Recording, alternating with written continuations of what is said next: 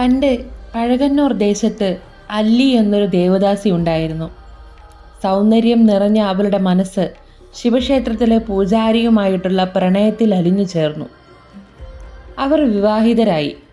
പക്ഷേ അവളുടെ ഭർത്താവ് പണം മാത്രം മോഹിച്ച ഒരു ദുഷ്ടനായിരുന്നു. ഒടുവിൽ അദ്ദേഹത്തിൻ്റെ ദുർനടപ്പ് സഹിക്കാനാവാതെ അല്ലിയുടെ അമ്മ അദ്ദേഹത്തെ വീട്ടിൽ നിന്നും ഇറക്കിവിട്ടു. പ്രണയത്തിൻ്റെ പേരിൽ എല്ലാം ഉപേക്ഷിക്കാൻ തയ്യാറായ അല്ലി ഭർത്താവിനോടൊപ്പം വീട് വിട്ടിറങ്ങി. യാത്രയ്ക്കിടയിൽ അയാൾ അവളെ കൊലപ്പെടുത്തി.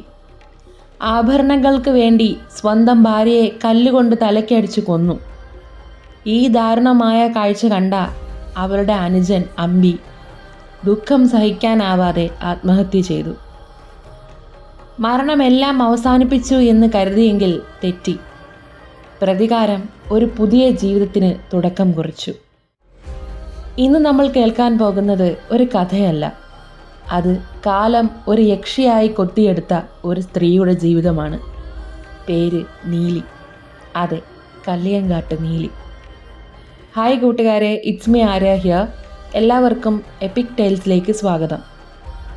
അല്ലിയും അമ്പിയും ചോളരാജാവിൻ്റെ മക്കളായി പുനർജനിച്ചു. പേര് നീലനും നീലിയും. എന്നാൽ അവർ ജനിച്ചതു മുതൽ രാജ്യം ദുരിതത്തിലായി.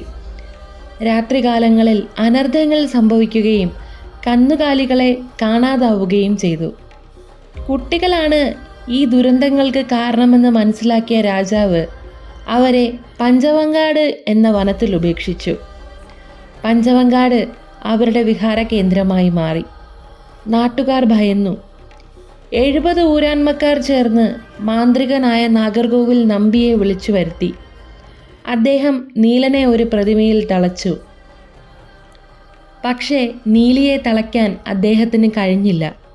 ഒടുവിൽ പ്രതികാരദാഹിയായ നീലി നാഗർകോവിൽ നമ്പിയെ കൊന്നു. ഈ സമയം അല്ലിയുടെ ഭർത്താവിൻ്റെ പുനർജന്മമായ ആനന്ദൻ എന്ന വ്യാപാരി പഞ്ചവങ്കാട് വഴി വരികയായിരുന്നു.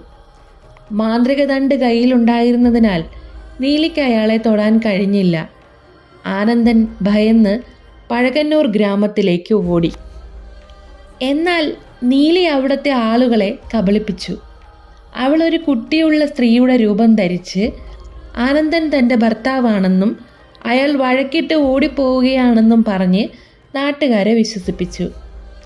ആനന്ദൻ കരഞ്ഞു പറഞ്ഞിട്ടും ആരും വിശ്വസിച്ചില്ല.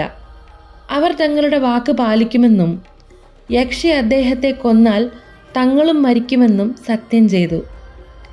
രാത്രിയിൽ നീലി തന്ത്രപൂർവം ആനന്ദനെ വധിച്ചു. പിറ്റേന്ന് രാവിലെ ആനന്ദൻ മരിച്ചു കിടക്കുന്നത് കണ്ട് തങ്ങളുടെ വാക്ക് പാലിക്കാൻ വേണ്ടി ആ 70 ഊരാന്മക്കാരും തീയിൽ ചാടി ജീവനൊടുക്കി. അങ്ങനെ തൻ്റെയും സഹോദരൻ്റെയും മരണത്തിന് കാരണക്കാരായ എല്ലാവരെയും കൊന്ന ശേഷം നീലി ഒരു കള്ളിപ്പാലയുടെ ചുവട്ടിൽ കൂടിയിരുന്ന് യക്ഷിയമ്മയായി മാറി. എന്നാൽ ആ യക്ഷി അവിടെ ഒതുങ്ങിയില്ല.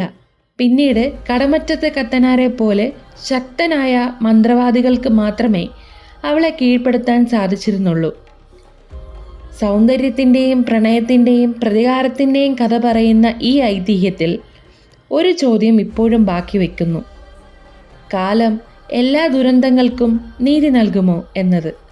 എല്ലാവർക്കും ഈ വീഡിയോ ഇഷ്ടമായെന്ന് കരുതുന്നു. അടുത്ത വീഡിയോയുമായി വീണ്ടും കാണുന്നത് വരെ നന്ദി, നമസ്കാരം.